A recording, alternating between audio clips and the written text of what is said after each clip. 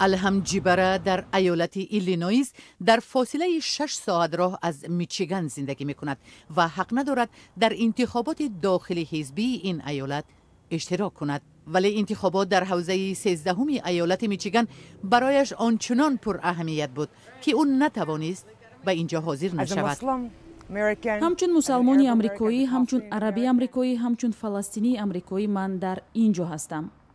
در انتخابات میچیگان یکی از نامزدهای پیشدست زنی مسلمانی امریکایی رشیده طلیب است. او این معرکه را همچون کشایشی در امکانات برای زنان مسلمانی امریکایی ارزیابی میکند.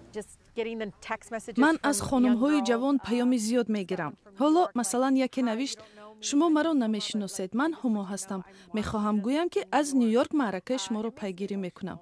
اوه خدا، این چقدر خوب است. من خیلی احساساتی شدم. او یک نسل نوی جوانی را بنیاد کرد که مثل وی میخواهند برای رسیدن به کرسی‌های دولتی تلاش ورزند. با شرافت رشیده مردم زیادی برای اولین بار به آوازدهی آمدند. نه تنها جوانان، شهروندان زیادی که قبلا به حکومت باور نداشتند حاضر به آوازدهی آمدند. محض همین آوازدهندگان وضع طلیب را تغییر دادند، زیرا تا آخرین لحظه نامزد پیروز معلوم نبود. If Detroit's website is to be believed, we've won this race.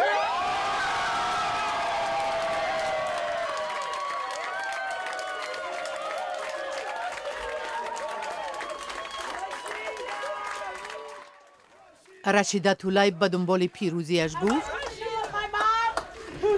میخواهم با مادرم که اصلا از ساحل غربی رود اردن است سپاسگزاری کنم.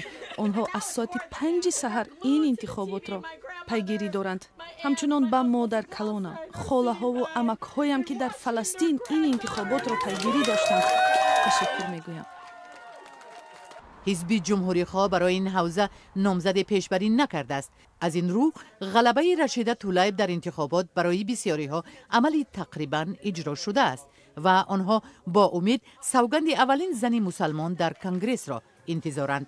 انتخابات میان دوره ایالات متحده امریکا به ماه نوامبر سال 2018 برنامه‌ریزی شده است. در این معرکه 435 جای در پالات نمایندگان و 33 جای از 100 نشست در سنا مورد سبقت قرار می‌گیرند. اگر دموکرات‌ها در انتخابات پیروز شوند، پرزیدنت ترامپ در قبول قرارها با مشکل روبرو خواهد شد.